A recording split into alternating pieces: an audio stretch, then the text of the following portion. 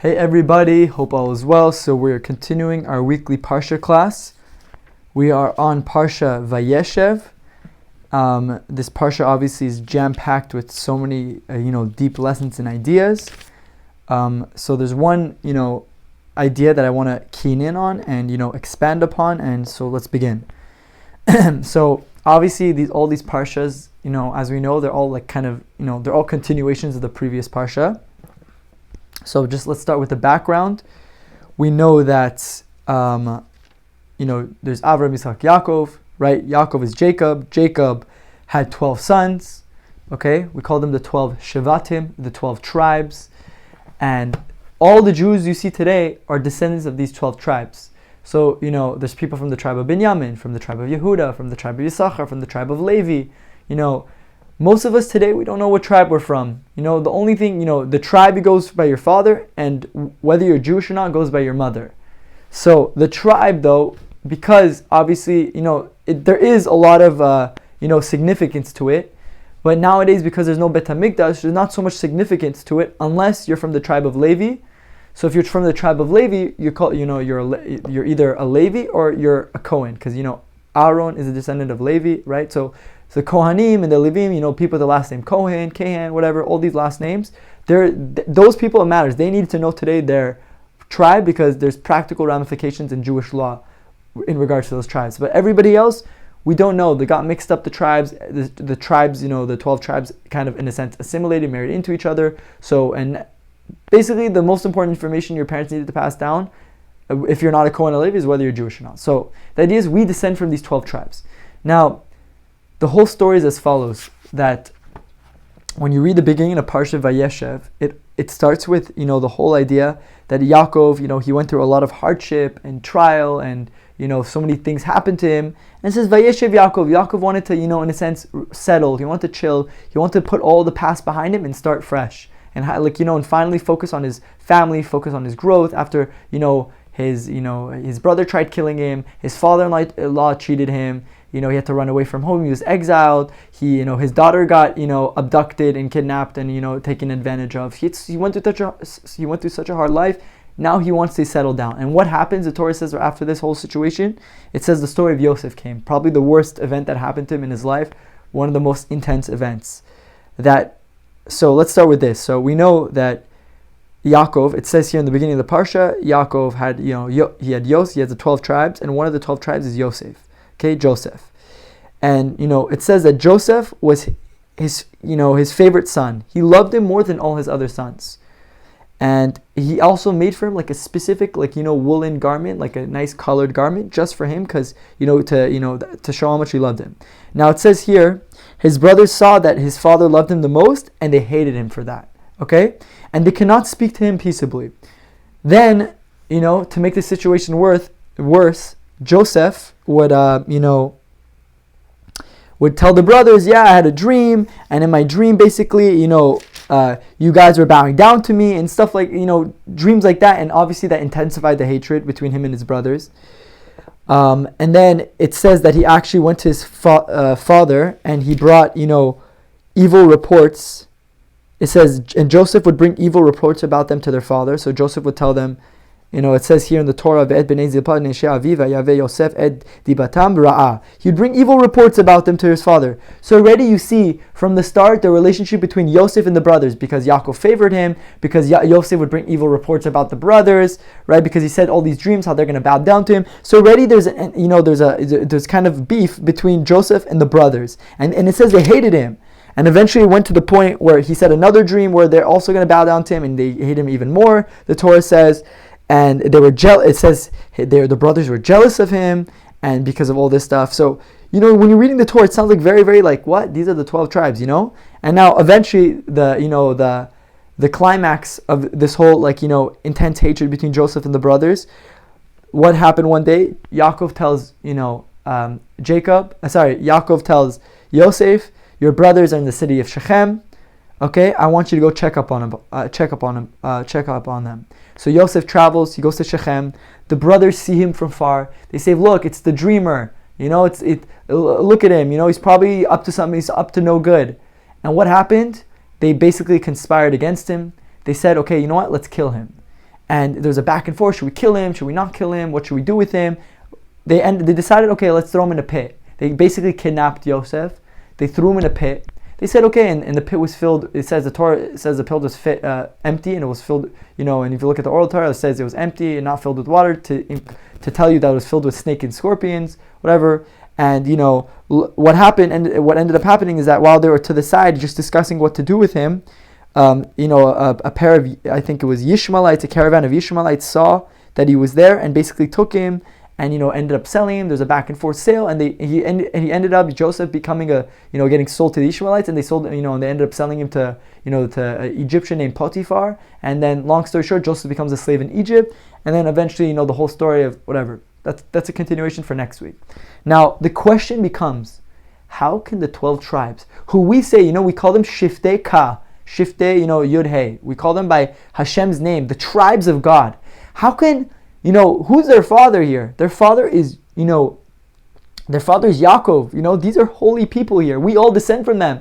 If you look at the Torah, it's all about the whole, Judaism. A lot of the tribes and everything, is going based off that. It's going based off these tribes and everything. Yeah. So and supposedly these are great people. So how can such great people, get into such petty fights with their brother and be jealous and hate? Who? I thought we were talking about tzaddikim, righteous people. How can that be?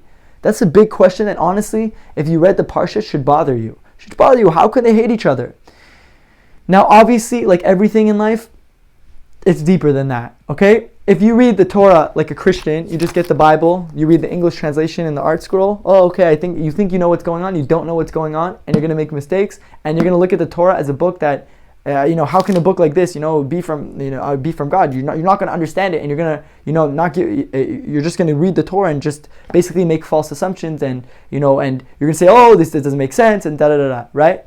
But the idea is what? The idea is, if you learn the Torah, how the Jew is supposed to learn the Torah, because we say from day one, God gave the written Torah, right? The Tanakh with the oral Torah. The oral Torah tells you exactly what went down, and honestly, the story makes 100% sense after going through, the Talmud, the Mishnah, the Talmud, the Midrash, and all the other, the Kabbalah explaining, the oral Torah explaining what actually went down. So obviously it's deeper. So no more third grader, Hebrew school stories anymore. Now we're going deeper. Now we're going actually into what's actually happening, what's actually going down. So what's really behind the story is that, either there's two options here. There's two options. Either we have to look at it like this. Either Yosef is the wrong, the guy in the wrong. He's the one, speaking bad about them, and he's in the wrong, or the brothers are in the wrong. Now what happened? The brother, Yosef, when it says Yosef went to tell Jacob, about Yaakov, about the evil report, what was the evil report all about? So there was three things the evil report discussed. I think the Midrash talks about this. One evil report he brought about them was that the brothers were eating the limbs of animals alive. So there's a law called, we know there's 7 laws of Noah, and obviously this also applies to the 613 laws of the Jews, but there's a law that you're not allowed to eat animals while they're alive, meaning, either while the animal is actually alive, you bite a piece from it, or while the animal's alive, you cut off one of its legs and you cook it. Because why? Why would people do that? That sounds so cruel. By the way, there's places in the world they do that. They do that in certain areas. They cut off the testicles of a bull and they eat it. That's Ever Min HaChai. That's a limb from a living animal, right? But why would people do that back then? Because back then there was no refrigeration. So imagine you killed the cow. You have so much meat. Like there's no freezers. You lose all the meat. So what they would do back then to save themselves basically money, they would cut a limb at a time. So the animal will still stay alive, but at the same time they can eat whatever they want and not, the meat won't go bad, which is obviously horrible and cruel, and obviously that's why God said you're not allowed to do that. So that's one of the laws he gave to mankind. So that's why we call it, it's the seventh of the seventh law of Noah that God gave to Noah and all his descendants, because by the time Noah came on the scene, the people were allowed to eat meat, whatever, long story. But so Joseph was accusing the brothers of eating Ever Min HaChai. Wow, it's a big accusation there. That's a big deal. And I'll tell you the other two, and then we'll go back to the Ever Min HaChai, to the eating limb of a living animal. The other two were he was basically telling his father that the children of Leah are treating the children of Bilhah and Zilpah badly. They're not treating them nicely. And the other thing was that they're like not doing the most moral stuff with women. Okay, that was the third accusation he made against them. But again, it's obviously much deeper than that. Now let's focus on one accusation. Let's go on the first one, okay? And I guess once we understand the first one, we'll understand everything. So it looks either way, like I said before, it looks bad. Either Joseph is right and the brothers are evil, or the brothers are right and Joseph's just lying about them and Joseph's evil. But obviously, if you know who these people are, it can't be that these people are fighting, that these great people are fighting about, petty things. It must be deeper than that. Okay? So the idea is what? So if we go to the story of Ever Minachai, of eating a limb from a living animal, there's a halacha. So you need to go back into a debate. There's a big, halacha, a halachic debate. The Jews, before they received the Torah, are they considered Jews or are they considered non-Jews? So meaning what? Before we got the Torah on Mount Sinai, every Jew who lived before the Torah, so let's talk about Abraham, Isaac, Jacob, right? We call Abraham the Hebrew. Yeah, he was the Ivri, he was the Hebrew. But was he a Jew? Was he obligated to keep the 630 commandments, right? What was his status? Was his status of a Jewish person or non-Jew? Okay, now there's a practical ramification. Why? Because if he's a Jew, there's certain laws that apply only that if you're Jewish, and if you're non-Jewish, you don't have to keep it. So for example, Shabbat, or eating pork. If you're a non-Jew, you can eat pork. There's nothing wrong with eating pork. If you're a Jew, it's the biggest sin ever. So the idea is that there's certain laws that apply to Jews and certain laws that apply to non-Jews. So with the law of Ever Minachai, there's basically an idea that with Ever Minachai, so a Jew, so this is the halacha basically. Imagine you have a Jewish guy who slaughters an animal. Okay, he slaughters. He wants to eat meat. God says you want to eat meat, slaughter an animal. Now, if he slaughters the animal, and let's say the animal is still moving, now the animal is completely dead. But even if there's the muscles send the brain sends to the muscles electrical signals. So sometimes like a lizard, you cut off the lizard and its tail's still moving. Well, that tail, if you keep cutting it up, the lizard won't feel pain. So why is it moving still? You cut it off. It might hurt the thing. No, it's disconnected from the animal. So if it's still moving, it's just a electrical reflex. Okay. Now what happened is the idea that once you slaughter an animal, dead. Okay, 100% dead, doesn't feel any pain, especially the way the Jews slaughter it. So once they slaughter the animal keeps moving because of the reflexes, like a chicken. You chop off its head, it keeps moving after and whatever. So the brothers, what would they do? According to Jewish law, as long as you slaughter the animal, even though it's still moving because it's dead, it's 100% dead and it's just moving because of those electrical reflexes, you could still chop off the limbs and eat the animal. It's good, it's done, it's ready to go. Okay? But according to non-Jewish law, to the Noahide code, you're not allowed to eat an animal until it fully stops moving. So even if they kill an animal, they slaughter it, whatever the non-Jew does to kill the animal, if it's still moving, they're not allowed to eat it until it stops moving 100%. It's still until it stands still. And if they do, it's considered eating a limb from a living animal. For the Jew, it's not. For the non-Jew, it is. Now we have to go to why. I'll explain why, the science behind it. But the idea is that for the non-Jew, okay, give me 1 second. Okay, that for the non-Jew, if you break the 7 laws of Noah, if you're a non-Jew, and there's 7 laws. So one of the laws is not to kill, not to, and again, those all have 7 categories. It's much deeper. If you want to go and search the 7 laws of Noah, if you're a non-Jew, go online, type up the 7 laws of Noah, you'll get more details. So I'm not going to go into the details of that, but one of them, not to kill, not to do sexual immorality, to have courts, not to believe in God, not to curse God, to have not to do sexual, not to steal, and then the 7th one is not to eat limbs from a living animal. Now, non-Jew, because they only have 7 commandments, according to the Torah, if they violate one of those commandments, it's death penalty.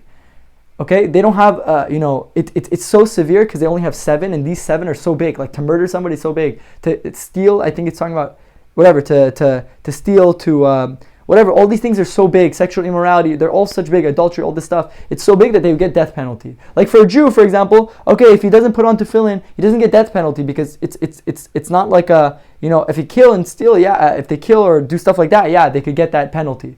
But if they don't put tefillin or don't eat matzah, they it's not that punishment. Again, obviously, like we said before, I don't know if I said this in my previous classes, but a court that killed once every 70 years is considered a cruel court, meaning it was very rare even for that to happen. But I'm just saying the idea, theoretically speaking, someone who did that should deserve that. That's the idea of what it should be. But fine, don't take this into practical law now. Again, you need a Jewish court. We don't have that nowadays, so do not take anything out of hand. I'm just saying the idea.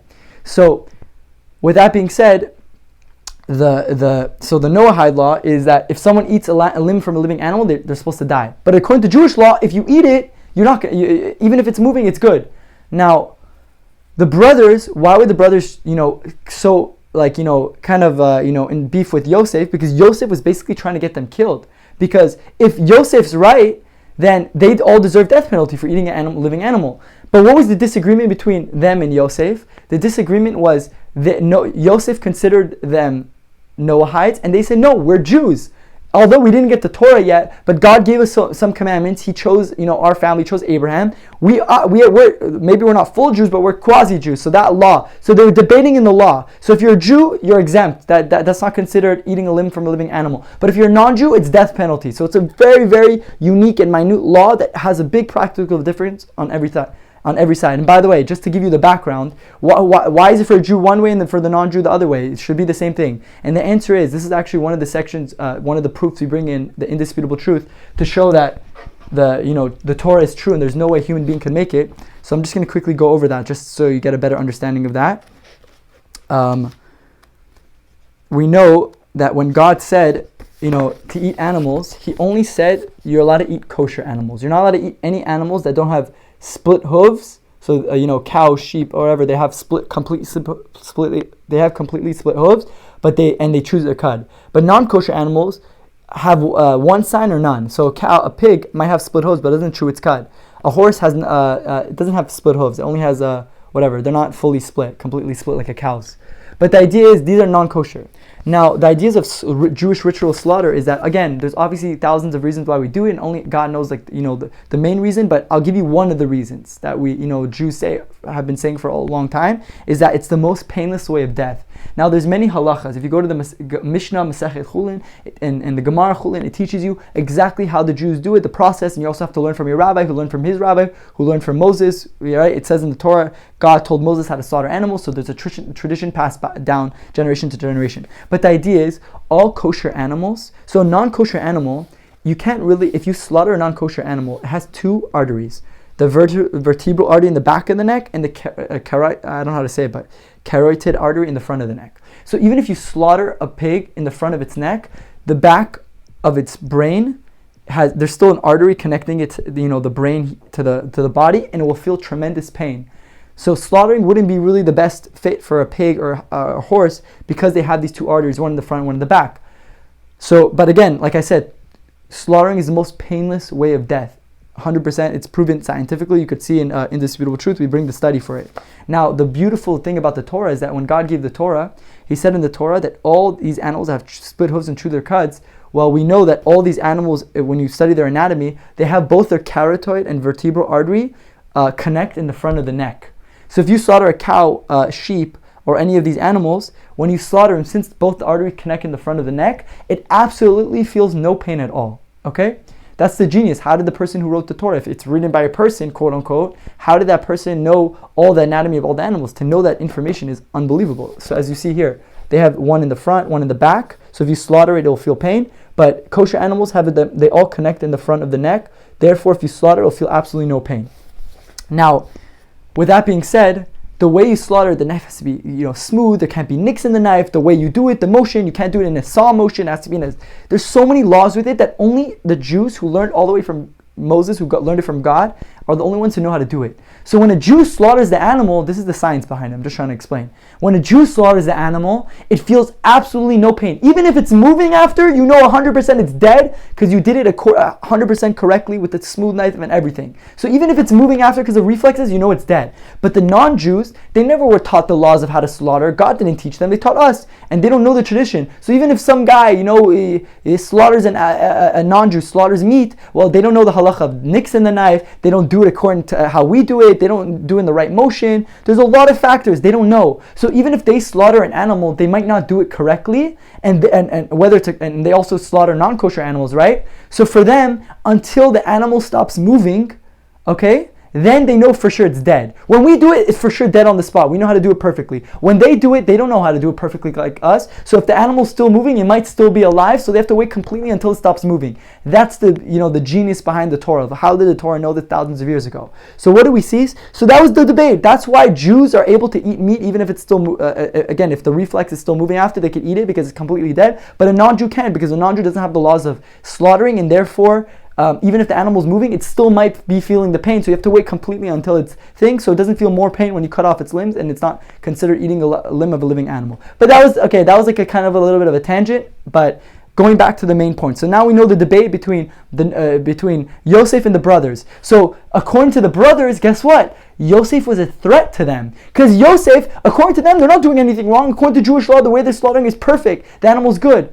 But Yosef, basically what he was trying to do, again, on his level, he felt that no, you should keep the Noahide standard because we're not 100% Jews yet, so you have to keep to the Noahide law. And the idea is, what he was saying to them was jeopardizing the brothers. So that's what the Torah starts with. The first thing the Torah says is that he was saying these quote-unquote evil reports. But what's the idea? What are we trying to say here? We're trying to say the idea that nobody was wrong here. Both people were right. Yosef was right according to what he was saying, and the brothers were right according to what they're saying. They weren't doing anything wrong. They weren't eating a limb of a living animal. So why was Yosef telling their father that? And the answer is, and this is the lesson the Torah wants to teach us. Yosef, the Torah says, he was very close to his father. So he knew a lot of Torah. His father would personally give him lessons and learn with him and whatever. So Yosef was on a very high level of Yiddishkeit and Judaism, as we could see when he went out to exile, how he didn't sin with the wife of Potiphar, right? How he, when he was with Pharaoh, how he got Pharaoh to start talking about God, even though Pharaoh was the biggest atheist. Yosef was on fire. He was on a very, very high level in his Judaism, very high level. And the idea is what? Sometimes when you're on fire and you're on a high level, you look at everybody and, he had different standards. For Yosef's standards, that's wrong. No, you guys should be extra strict and wait till the animal doesn't move. Right? You should be extra. Yosef was on the level of a Baal Teshuvah, flaming hot Baal Teshuvah. Baal Teshuvah means a guy who is not religious and he returns to Judaism and he's on fire. He loves it. He believes this is the truth. He's all the way and he's on such a high standard. Okay? Now because he was on such a high standard, everybody beneath him, he looked at them and he was judging them by his standards. So the Torah is trying to teach you a lesson. The lesson is, of course you got to grow. Of course you got to reach greatness. But don't forget, not everyone's on your level. And if not everyone's on your level, you might misjudge them. You might, start attacking them and saying you're this, you're that. But remember, that guy's not on your level. He's at a different, he might be at a different level. That's the story the Torah is trying to teach us. Both the brothers and Yosef, they're both right from their perspectives. They're right. It's not a petty fight, between brothers, like regular person now. These are great people here. But the idea is, if you saw the deeper end of how I said it, you heard. But the idea is that, according to Yosef's standards, it's as if they did these sins. So even though, yes, they didn't do this sins with what he claimed that they did, sins with women, or make fun of the brothers, or eat the limb of a living animal, they didn't actually do the sins. But according to his standards, because he was on such a high level, they did. So the idea is, as you grow, your standards grow. And the tendency, I'm just reading this in how I wrote it in my notes, and the tendency to be critical about the peoples around you, whether it's your family, your friends, you're in a much higher chance of judging everybody around you. And you're going to be looking down on them. The more you grow, the more likely that you're going to be looking down, at other people. So the idea is what? That's what the Torah is trying to teach us. Don't forget that just because you grow, just because you reach greatness, don't judge people by your standards, because they might not be there. They didn't go through what you went through. They didn't learn what you just learned, right? That's the idea. And so the greater you become, the more you have to be careful about your standards, right? And I'll give you an example. A lot of people, they go to yeshiva. In yeshiva, imagine you're in regular society, everybody is going nuts. People are speaking left and right lashon hara, evil speech about people. People are cursing every 2 seconds. One curse word after the other coming out of their mouth. You go in the streets, people are dressed, very, very inappropriately. Okay, you go all over the, people are addicted to social media. They're whatever. And the idea is, when you go to yeshiva, though, sometimes you go to yeshiva or you go to a Torah class and you get so motivated. You're in an environment where people don't speak like that. where people don't dress immodestly. When you're in yeshiva, you don't see one thing of immodesty. You're literally concealed in an amazing place. People are not speaking lashon hara around you. They're not speaking negative speech. You're in such a holy area. And what happens? You're so used to that what happens when you go out, you see everybody else, and you're like, why are you guys doing this? Why are you guys doing that? And you start judging everybody. The Torah is trying to just warn you, as you grow, don't judge other people, right? And, this is a very, very, just important idea for everybody who's growing in their Judaism, The greater, I'll tell you a story that I heard. The story is as follows. I know a guy, I know somebody, who this guy, when he came back from, learning in yeshiva, whatever, he went to Israel for a year, he was on fire. He was on fire, this guy. And what happened to the guy? He was so on fire that he became very critical about everybody. He'd go to his siblings and say, you're dressing like so inappropriately, you're doing this, you're doing that, you're behaving like, in not like a Jew. And he was bashing, so critical of everybody around him. And what happened? His father said, you're being so critical about everybody around you, I don't like this yeshiva stuff. I don't like it. Why? Yeshiva, this is what you learn in yeshiva. And his father didn't let him go back to yeshiva, which was probably one of the biggest things in his life that really affected him, because if he went for another year, he would have had a much greater impact. But by the way, if you go to a right yeshiva, they do teach you this idea. So probably, that day he probably missed that class or something, Or maybe the yeshiva doesn't. But maybe that yeshiva in particular didn't teach it. But the idea is, it's so important to teach kids, whether you're a rabbi in yeshiva or you're a teacher or whatever it is, that just because, yes, you have the truth, just because you know what the right thing to do is, don't judge other people who don't have it. You want to look at other people and say, wow, I feel bad that he doesn't have what I have. You could feel bad about it. You could be like, wow, I wish he had what I had. But to judge him and treat him like you, well, who knows, if you were in his shoes and you didn't know that information, you would be doing the same thing. That's what the Torah is trying to tell us. And it's scary because sometimes we're so on fire that we don't know. We're so intense with everybody around us. We treat everyone so differently. I know a lot of, in the area where I'm from, there's so many parents they're so scared for their kids to go to yeshiva. And I'm saying, why are you scared for your kid to go to yeshiva? You know what your kid learns in yeshiva?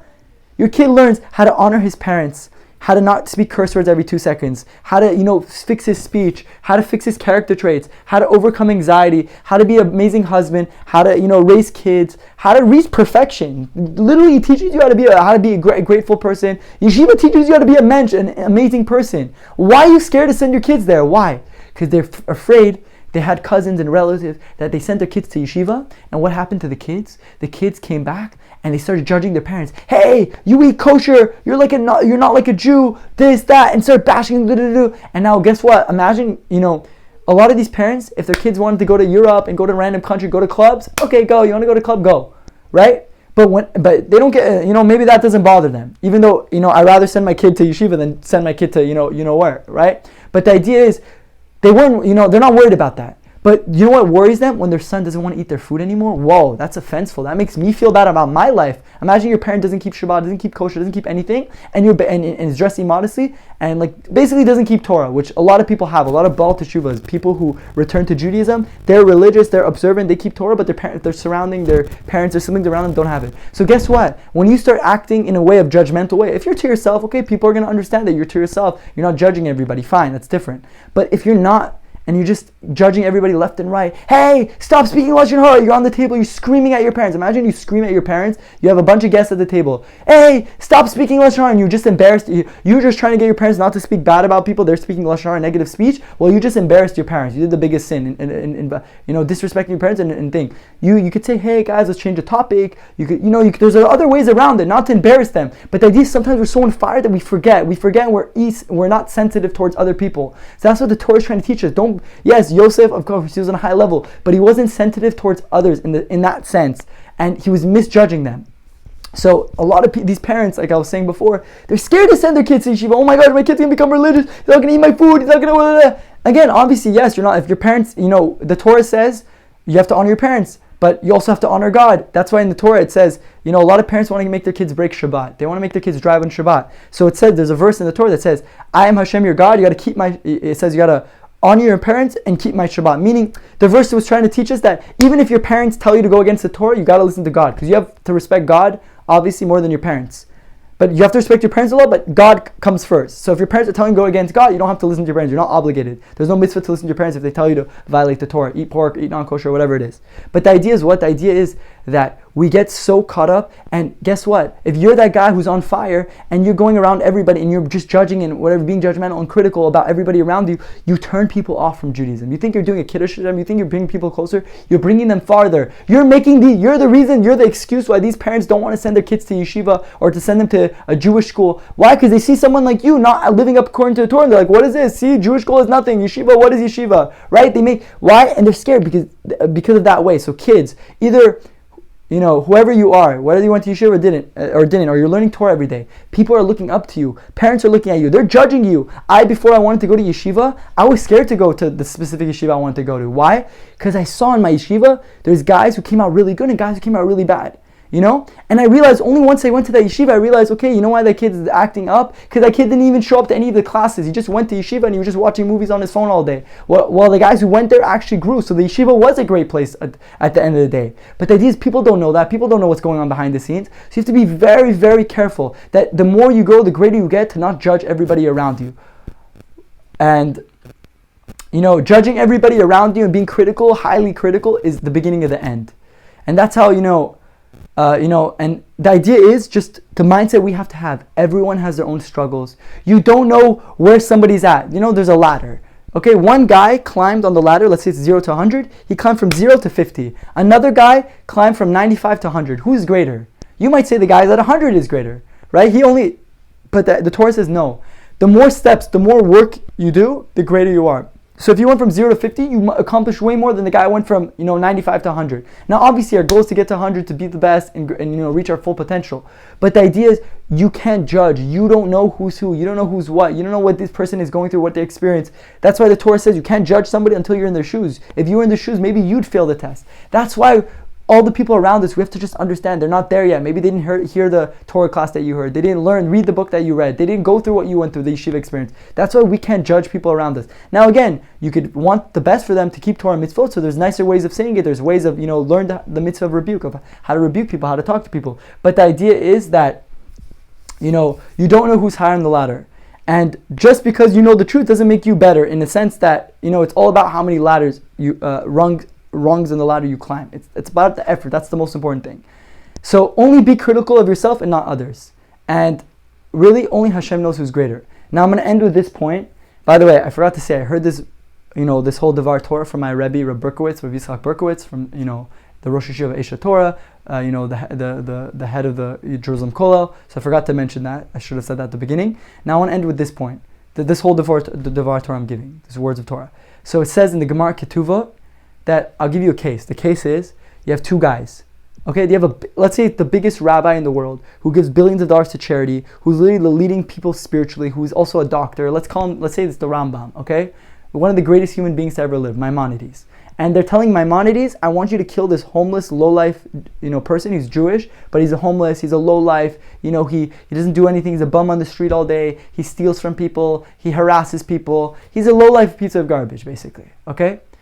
Now, they tell Maimonides, I want you to shoot this guy in the head. Kill him. Is Maimonides the greatest rabbi?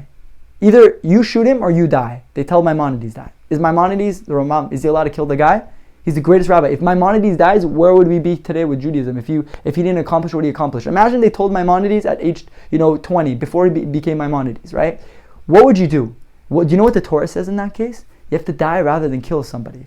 Why? Why? This guy's a low-life garbage. What is he? He's going to end up killing himself anyways with his destructive actions. But the Torah says you don't know who is greater. It uses the words, you don't know whose blood is redder. You don't know who's more chashuv in God's eyes. Yes, from the surface, maybe this guy, maybe the homeless guy, maybe obviously Rambam is much better than the homeless guy, obviously. But you don't know. We don't know God's calculations. That's why even the biggest rabbi in the world wouldn't be able to kill somebody. That's what the Torah is trying to teach you. You don't know whose blood is redder. So same idea with all of us. B'ezrat Hashem, we're going to grow in our Judaism. You should be on fire. It's a great thing to be on fire.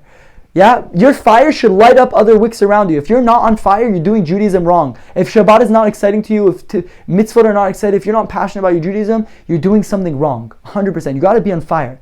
But instead of burning this, if people around you are straw, instead of burning them and making them disconnected, light the fire. If there are wicks around you, light up the wicks. If you do it right and you're on fire and do it in the right way, in the not critical way, people will come and they'll come closer to God. If you don't, you're going to burn everyone around you. That's what happened. That was the story of Yosef. That was the whole idea behind the fight behind the brothers, and that's the lesson the Torah is trying to teach us. So Bezrat Hashem, obviously only Hashem knows who's greater, but again, we got to work, we got to be our best, we got to accomplish. But don't forget this lesson that the Torah is trying to teach us. Thank you so much for listening.